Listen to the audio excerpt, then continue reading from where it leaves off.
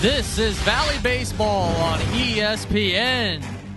Game 2 of today's doubleheader between the Missouri State Bears and the home team, the Evansville Purple Aces from Evansville, Indiana. We thank you for joining us here this afternoon for some Missouri Valley Conference baseball action with Tom Vincent. I'm Preston Leinenbach.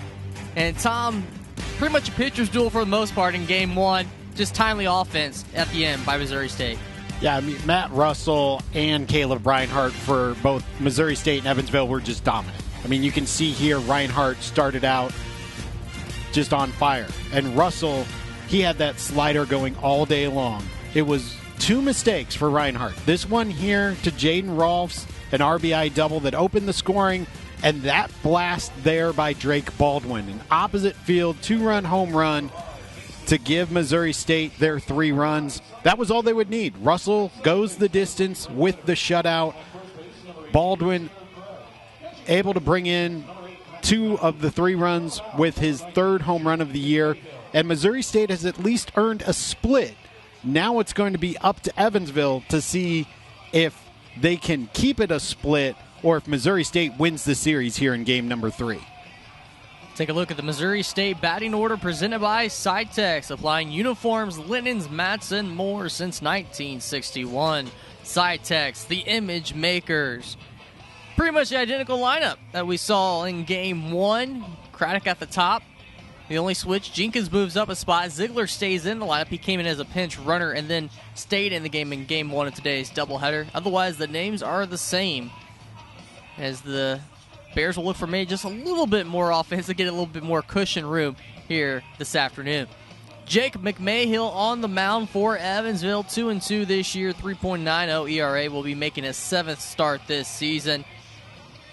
And you look at the keys for him, Tom, for a successful day on the mound for McMahill. Well, really the key is going to be location for both of these pitchers.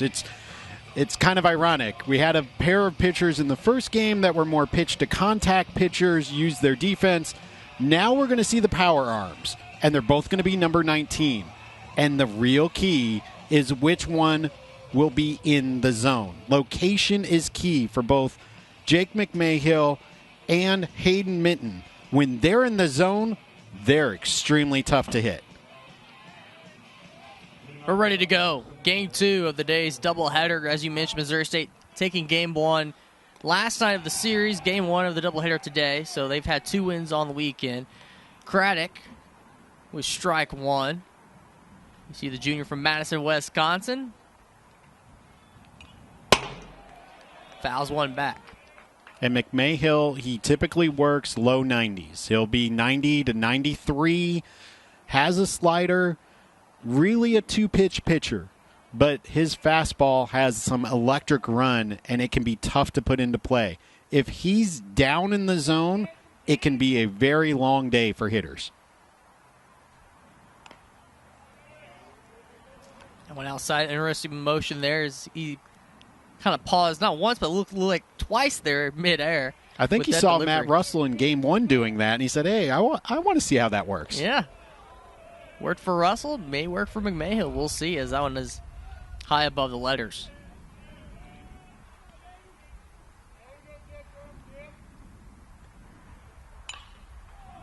This one, a little jam shot toward shallow left center for the first hit in the first at-bat of this game, going to Craddock.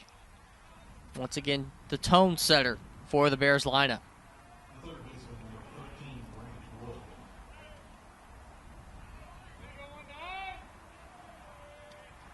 As we take a look at the defensive alignment for Evansville, brought to you by Old National Bank, your bank for life.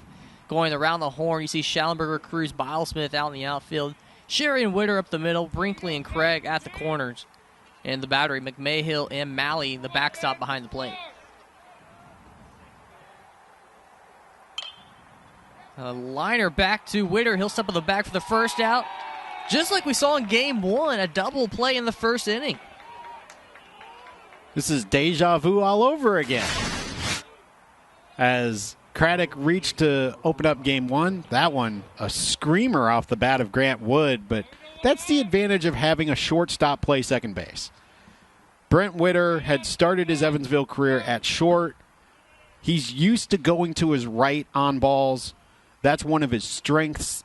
And there he was able to range up the middle as he was at double play depth, but easily go to the right and make that double play.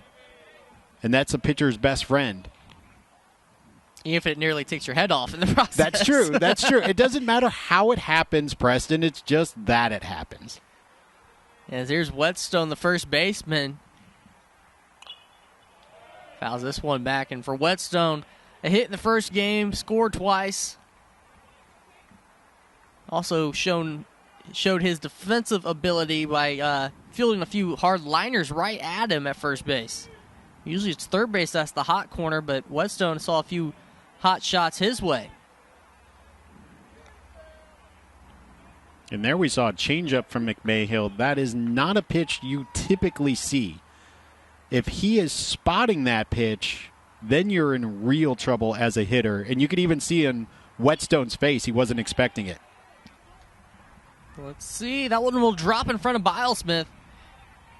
He try to go halfway for reaching for it and kind of sliding into it. It'll be a hit for Whetstone. Nice piece of hitting there by Whetstone. He actually thought he got jammed and it was going to be a routine fly out, but he did such a good job of getting his hands inside that inside fastball and being able to just kind of whip the bat around to send it out towards right. And with McMahill throwing low to mid-90s, it doesn't take much to get a ball into the outfield against the right-hander. You just have to make contact, though. So McMahill back into the stretch against Jaden Rolfs. He's really been at the heart of everything this weekend for Missouri State. Had the big double in Game 1 last night for the go-ahead RBI and opened the scoring, basically the go-ahead run in Game 1 as well. Yeah, that RBI double that scored Whetstone.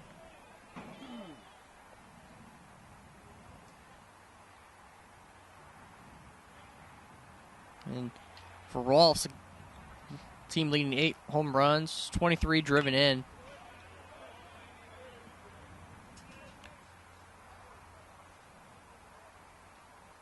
He's just another in the line of Bears who can just mash the ball all around the yard. Missouri State always has a player who has about 10, 15 home runs by the end of the year. As Rolfs will probably be one of those men this season, already there with 8. But he's a guy, junior college transfer from Iowa Western. Missouri State has always had success going the junior college route. A little back pick throw from Max Malley behind the plate. Count on his full 3-2 to Rolfs.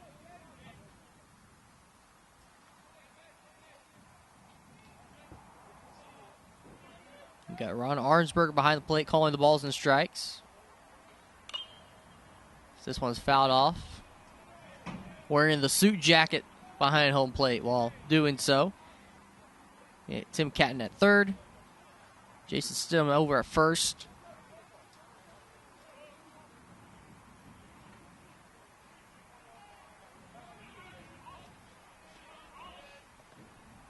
McMahill. Another little check over on Whetstone at first, despite the full count. McMahill is a pitcher who will throw over a lot. He likes to be active on the mound. Even the runner will be off anyway. Trying to at least maybe save a step of a secondary lead on that jump from Whetstone by throwing over. Well, you saw that in Game 1, where Whetstone was on first base with 2 outs in a very similar situation. Rolfs at the plate. It got to a count where Whetstone could just take off, and that allowed him to score from first on the double to right. This one over toward right field near the line. It's Witter over to make the play. And that will end the top of the first. Aces will come to bat when we come back. You're watching college baseball in the Valley on ESPN.